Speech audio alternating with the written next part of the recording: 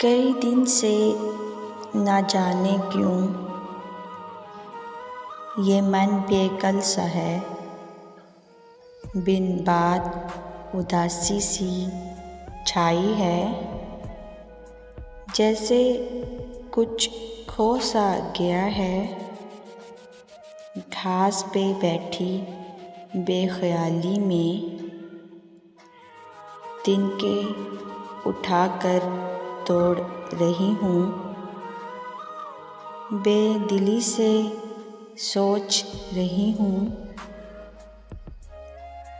क्यों चाँद मध्यम है और हवा खामोश। सब साकत हैं, रंग भी बातें नहीं करते। नींद भी रूठ सी गई है।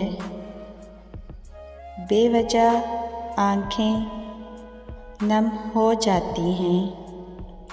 अचानक एक चेहरा आँखों के समंदर में उभरा है। दिल की धड़कन लम्हा भर को रुकी है और अभी अभी कोयल कूकी है।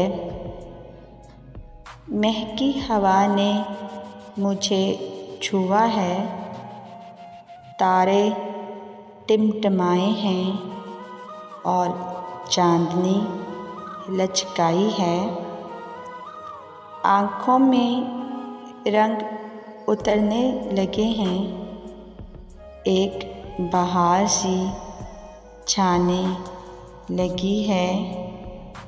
शायद मुझे कुछ हो सा गया है।